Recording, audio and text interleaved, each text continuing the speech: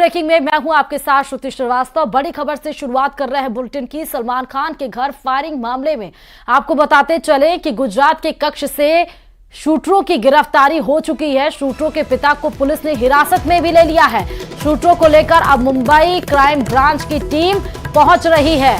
तो बता दें कि फायरिंग मामले में बड़ा अपडेट निकल कर ये आया है कि जो दो शूटर आपको नजर आ रहे हैं, शूटर सागर और शूटर विक्की, इनको गिरफ्तार कर लिया गया है। शूटरों के पिता को भी गिरफ्तार कर लिया गया है। दो शूटर आपको बता दें, और इनको लेकर अब क्राइम ब्रांच की टीम मुंबई पहुंच रही है और इनकी गिरफ्तारी गुजरात के कक्ष से बताई जा रही है। हालांकि दोनों बताए जा रहे हैं कि बिहार के रहने वाले हैं। अब देखना होगा कि गुजरात के कक्ष में क्या कर रहे थे, बिहार के रहने वाले हैं, क्या कुछ इनका पीछे का इतिहास रहा है, हिस्ट्री इनकी क्या रही है। और साथ ही लॉरेंस बिश्नोई से भी टीम पूछताछ कर सकती है। बता दें कि सलमान खान के घर में यही शूटर विक्की और शूटर जो सागर है, ये बाइक पे बैठ के सुबह 4:55 पर धड़ाधड़ गोलियां 6 से 7 गोलियां दागी गई थी सलमान खान के गैलेक्सी के अंदर जिस समय वो मौजूद थे। और उसके बाद से मामला तूल पकड़ता गया। अब शूटरों की गिरफ्तारी हो गई है, इनके पिता की भी गिरफ्तारी हो गई है।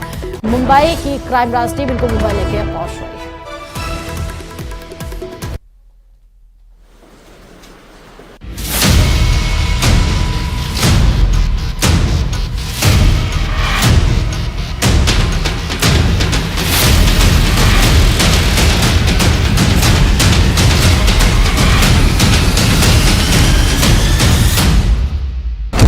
सलमान के घर फायरिंग करने वालों पर शिकंजा।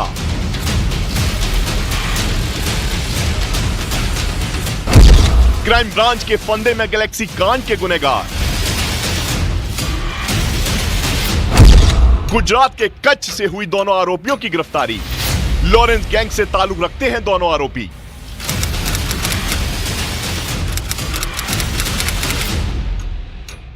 क्राइम ब्रांच के शिकंजे में आए दोनों आरोपी गैलेक्सी कांड की सबसे अहम कड़ी है।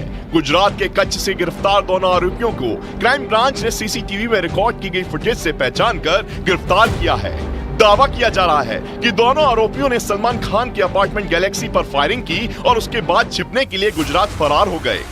लेकिन मुंबई क्राइम ब्रांच ने दोनों की लोकेशन को ट्रेस कर लिया और उसके बाद गुजरात क्राइम ब्रांच की मदद से विक्की और सागर नाम के इन आरोपियों को धर दबोचा गया।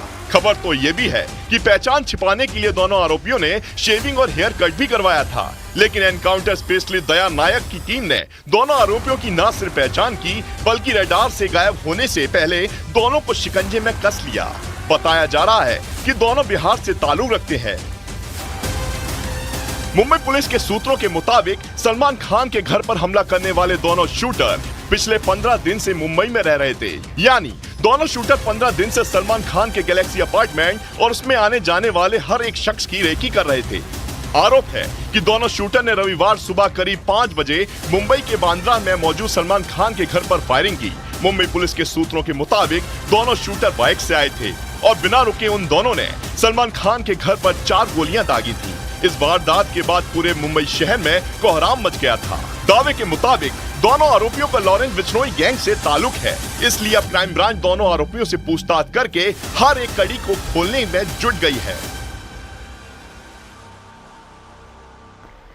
और सलमान खान के घर हुई फायरिंग मामले में मुंबई क्राइम ब्रांच ने बड़ा पर्दाफाश किया है। पुलिस सूत्रों के मुताबिक दोनों शूटर रायगढ़ के पनवेल इलाके में भी एक सोसाइटी में रुके थे। दोनों शूटर इस सोसाइटी में करीब 1 महीने से रह रहे थे।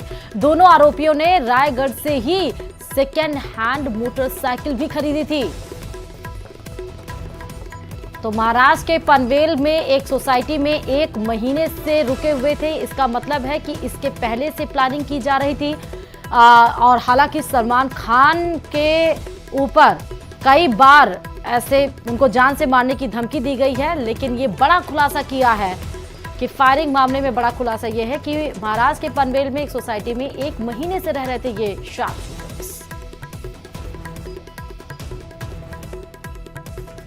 तीन लड़के थे, 2-3 दिन के रहते थे। वो दिन 7 बजे को देखा, बाद में नहीं देखा। क्या करते थे यहाँ पे? क्या मालूम क्या काम करते थे वो नहीं मालूम। वो नहीं बोलते, हम नहीं उसको बोलते थे, नहीं हमको बोलते। हाँ, यहाँ पे कुछ बातचीत होती? नहीं, कुछ नहीं। तो पुलिस वगैरह आई थी यहाँ पे? हाँ, आई थी। कल आई।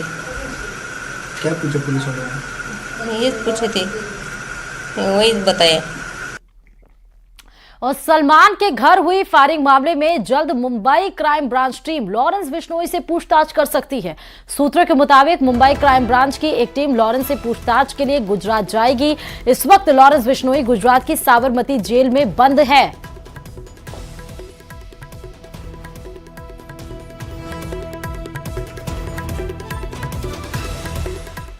और अब बात ईरान और इजराइल के बीच में जो तनाव चल रहा है उसकी कर लेते हैं। ईरान और इजराइल का तनाव महायुद्ध में तब्दील हो सकता है। घंटों की मैराथन बैठक के बाद इजराइल की वॉर कैबिनेट ने फैसला कर लिया है कि ईरान के खिलाफ कड़ी कार्रवाई की जाएगी। इजराइल ने इस ऑपरेशन का नाम आयरन शील्ड रखा है। इजराइल के पीएम बेन्यामिन नेतन्याहू ने हमला करने के लिए आईडीएफ चीफ से टारगेट के विकल्प मांगे हैं, यानी किसी भी वक्त ईरान पर जवाबी कार्रवाई शुरू कर सकता है इजराइल। देखिए रिपोर्ट।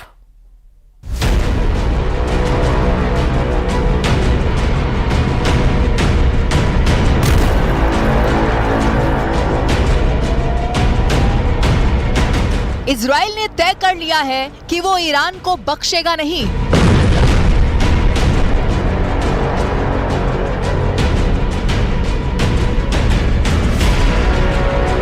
अमेरिका ने भले ही इजराइल को हिदायत दे रखी है कि वो किसी तरह की कोई जवाबी कार्रवाई नहीं करेगा, लेकिन तेल अवीव में सियासी गलियारों से लेकर इजरायली फौज तक में इसी बात पर चर्चा चल रही है कि ईरान को किस तरह से करारा जवाब दिया जाए।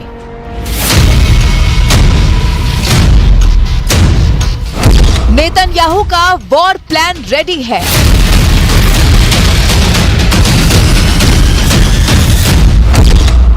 स्ट्राइक के लिए तैयार है इजराइल की सेना।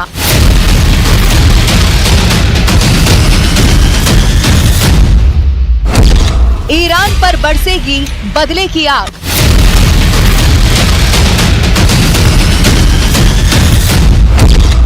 होगा हमला तो विश्व युद्ध तय है।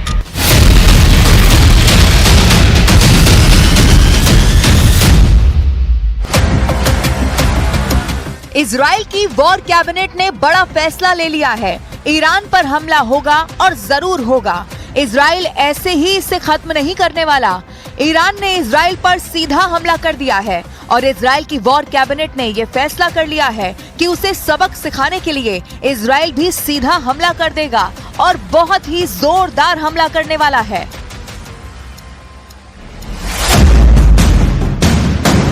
ईरान के खिलाफ शुरू होगा ऑपरेशन।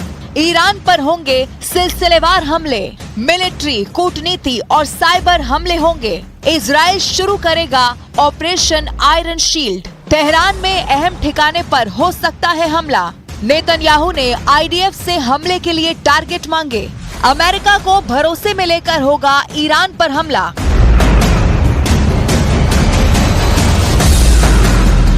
ईरान बार बार धमकी दे रहा है कि अगर इजराइल ने आगे कुछ भी किया तो अंजाम बुरा होगा, लेकिन इजराइल को ये पता है कि उसे इस हमले का जवाब जरूर देना होगा और इसीलिए वॉर कैबिनेट में तय हुआ है कि इजराइल ईरान पर हमला करेगा और जिस तरह का हमला इजराइल पर हुआ है उससे भी बड़ा हमला इजराइल ईरान पर कर देगा। इसके लिए प्लानिंग बन चुकी है। इजराइल की सेना के चीफ को ऑपरेशन आयरन शील्ड को मुकम्मल करने के लिए सैन्य कार्रवाई का ब्लूप्रिंट तैयार करने को कह दिया गया है और जाहिर है कि जिस पल ईरान ने इजराइल पर हमला किया उसी पल से आईडीएफ ने ये ब्लूप्रिंट बनाना शुरू कर दिया होगा और अब इस पर एक्शन की बारी है। אנחנו מסתכלים קדימה, אנחנו שוקלים את צעדינו, והשיגור הזה של כל כך הרבה טילים, טילי שיוט, כטב"מים לשטח מדינת ישראל, יענה בתגובה.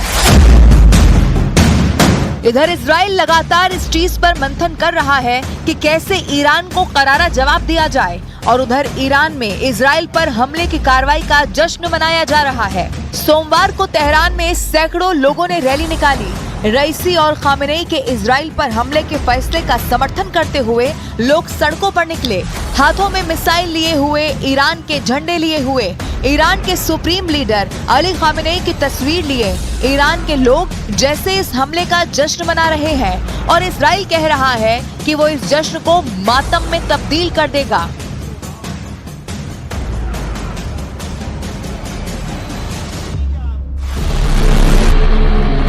कहने को ईरान ने 1 अप्रैल को दमिश्क में हुए उसके दूतावास पर हमले का बदला लेने के लिए इजराइल पर मिसाइलों की बारिश की और यहां तक कह रहा है कि उसका ये ऑपरेशन खत्म हो चुका है। लेकिन साथ में ईरान धमकी दे रहा है कि अगर इजराइल ने इसके जवाब में ईरान की जमीन या विदेश में ईरान के ठिकानों को निशाना बनाया तो वो और भी ज्यादा भयानक हमला कर देगा। और अब इजराइल ने फैसला कर लिया है, ईरान को सबक सिखाने के लिए वो हमला जरूर करेगा। हालांकि इजराइल के प्रधानमंत्री बेंयामिन नेतन्याहू ने अमेरिका को जवाब देते हुए कह दिया है कि ईरान से पैदा होने वाले खतरों के लिए पूरी दुनिया को साथ खड़ा होना चाहिए। इजराइल के खिलाफ ईरानी हमले को विफल करने में अमेरिका, ब्रिटेन, फ्रांस और अन्य के समर्थन की गहराई से सराहना करता हूं। प्रत्यक्ष रूप से और अपने आतंकियों हमास और दूसरे संगठनों के जरिए ईरान आक्रामकता का पूर्ण पैमाने पर अभियान चला रहा है, जो न केवल इजराइल बल्कि पूरे मध्य पूर्व के लिए खतरा है। अंतर्राष्ट्रीय समुदाय को इस ईरानी आक्रामकता का विरोध करने के लिए एकजुट रहना चाहिए, जिससे विश्व शांति को खतरा है। ईरान ने दावा किया था कि उसने इजराइल पर हमला करने से 72 घंटे पहले ही व्हाइट हाउस को हमले के बारे में बता दिया था। इतना ही नहीं, ईरान ने यह भी दावा किया था कि उसने अपने पड़ोसियों तक को इस हमले की जानकारी दे दी थी, लेकिन पेंटागन ने इसे झूठ करार दे दिया है। We were not given specifics by Iran, and to my knowledge, any specifics in terms of exact times, dates. We obviously have a robust intelligence network that provides indications and warning, but to answer your specific question, no, Iran did not tell us when and where they were going to attack. Iran फिलहाल सिर्फ Israel से ही पंगा नहीं ले रहा है। Iran के supreme leader Khamenei ने अमेरिका को धमकी दे दी है कि वो इसमें ना पड़े, नहीं तो उसे भी अंजाम भुगतना होगा। और इसके साथ ही अमेरिका को लेकर झूठ भी बोला कि अमेरिका को हमले की जानकारी थी।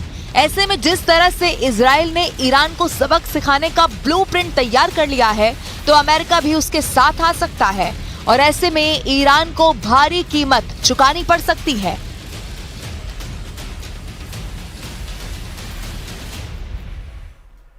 और ईरान इजराइल के बाद अब आपको बड़ी खबर, दिया कुमारी से पुरुषोत्तम रूपाला की मुलाकात हुई है, ये बता रहे हैं। जहां पर 13 अप्रैल को दोनों के बीच एक अहम मुलाकात हुई थी। करीब 3 घंटे ये मुलाकात डिप्टी सीएम के साथ पुरुषोत्तम जी की चली थी। नाराज राजपूत समाज को मनाने की कोशिश की जा रही है। रूपाला के नामांकन में दिया कुमारी शामिल हो सकती हैं, ऐसा सूत्रों के हवाले से खबर आ रहा है। तो दिया कुमारी से मुलाकात हुई है। बता दें, रूपाला के नामांकन में भी शामिल हो सकती हैं। राजपूत समाज जो गुस्सा हो गया, उनको मनाने की कवायद में अब शामिल हो चुकी है बीजेपी, और इसीलिए एक बड़ी कोशिश की जा रही है। हालांकि 13 अप्रैल को अगर बता दें तो 3 घंटे तक डिप्टी सीएम के साथ मुलाकात हुई, बातचीत हुई।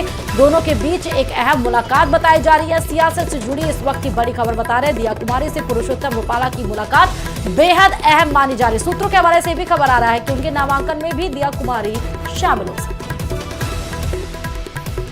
और मुख्यमंत्री भजनलाल शर्मा का गुजरात दौरा है। सीएम भजनलाल की पालनपुर में जनसभा भी हुई। बनासकांठा में से बीजेपी प्रत्याशी रेखाबेन चौधरी के समर्थन में सभा करने वाले हैं। हालांकि हुई नहीं है, जनसभा चल रही है अभी, जिस मंच पर मौजूद है गुजरात के पालनपुर से। ये आपको लाइव तस्वीरें हम दिखा रहे हैं।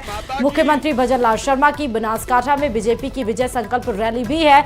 आपको बताते कि बीजेपी के प्रत्याशी रेखाबेन चौधरी के समर्थन में आज वोट की अपील राजस्थान के मुख्यमंत्री भजनलाल शर्मा के द्वारा गुजरात के चुनावी मंच से की जाएगी। और उसके बाद मुख्यमंत्री का न सिर्फ गुजरात बल्कि फिर वापस लौटेंगे, नागौर के कुचामन में भी जनसभा को संबोधित करेंगे। तो गुजरात से लेकर राजस्थान के दौरे पर है। फिलहाल ये गुजरात के पालनपुर से ये बड़ी तस्वीरें आपको दिखा रहे हैं। लाइव तस्वीरें आपको न्यूज 18 राजस्थान दिखा रहा है। बनासकांठा में बीजेपी की विजय संकल्प रैली है। और इस बीच बीकानेर से भी बड़ी खबर आ रही है। जमीन धंसने का मामला आया है बीकानेर से, जहां पर 1 बीघा जमीन धंस गई है और 50 फीट गहरा गड्ढा हो गया है जमीन धंसने की वजह से। सहजरासर गांव के ठाड़ी भोपाल राम रोड का बंद अब कर दिया गया है। रोड का 20% भाग टूटा बताया जा रहा है। ये तस्वीरें देखिए, कम से कम कितना 50 फीट गहरा धंसा है ये। और ग्रामीणों का ये कहना है कि कई साल पहले इस जगह आकाशीय बिजली गिरी थी। अचानक हुई इस घटना से ग्रामीण हैरान है। बीकानेर से भूगर्भ वैज्ञानिकों की टीम को बुलाया गया है मौके पर। घटना के कारणों का पता लगाएगी टीम। तो आकाशीय बिजली जिस तरह ग्रामीणों का कहना है, क्या उसी का इम्पैक्ट है कि अचानक से ये जमीन धंस गई है? क्योंकि जो 1 बीघा जमीन, यानी कि अगर आप स्क्वायर फुट में जाएंगे, वर्ग फुट में अगर मेजर करेंगे तो 1 बीघे जमीन 27,000 स्क्वायर फुट के बराबर होती है। इतनी बड़ी जमीन अचानक से धंस गई। ग्रामीण बता रहे हैं कि यहाँ पर आकाशीय बिजली गिरी थी। हालांकि बीकानेर से भूगर्भ वैज्ञानिकों की टीम को बुलाया गया है, मौका मुआयना किया जाएगा, कारणों को पता लगाया जाएगा। फिलहाल आपको बता दें कि जहां पर ये हुआ है, क्योंकि ये सहजरासर गांव से ठाड़ी भोपाल राम रोड के आसपास ये हुआ है, उस गांव में उसको बंद कर दिया गया है। रोड का 20% भाग भी टूट गया है, क्योंकि रोड के आसपास ही ये भी जो 1 बीघा जमीन है जो नीचे धंस गई है, उसके वजह से सड़क पर भी उसका असर देखने को मिला है। खबर पर संवाददाता विक्रम जुड़े हुए हैं। विक्रम, अपडेट निकलकर सामने आया है जमीन धंसने के मामले में। अब तो भूगर्भ टीम को भी बुला लिया गया है और रोड को भी बंद कर दिया गया। विक्रम जी देखिए, ये जो घटना हुई है उसके बाद से जो है ग्रामीण हैरान है और जो प्रशासन है, जो मौके पर एसडीएम राजेंद्र कुमार है, उन्होंने अब जो है ये जानकारी दी है कि भूगर्भ की टीम को बीकानेर से बुलाया गया है और इस पूरी घटना के बारे में जानकारी लगाई जा रही है। अगर ग्रामीणों की बात करें तो ग्रामीणों की तरफ से एक ये बात कही गई है कि अब आज से कुछ साल पहले इसी जगह पर जो है आकाशीय बिजली गिरने के कारण से ये जमीन कुछ नीचे गड्ढे की तरह बन गई थी और उसी के बाद से जो है माना जा रहा है कि ये घटना हुई है, क्योंकि ये पूरा क्षेत्र जो है वो वीरानी क्षेत्र है, ना तो यहाँ पर खेती होती है और ना ही यहाँ पे कोई माइनिंग का काम होता है। तो अचानक इस तरीके की घटना हो जाने से और सड़क मार्ग को इसलिए बंद किया गया है क्योंकि सड़क मार्ग किसी जमीन के पास से गुजर रही है और करीब 20% हिस्सा जो सड़क का है वो पूरी तरीके से टूट गया है।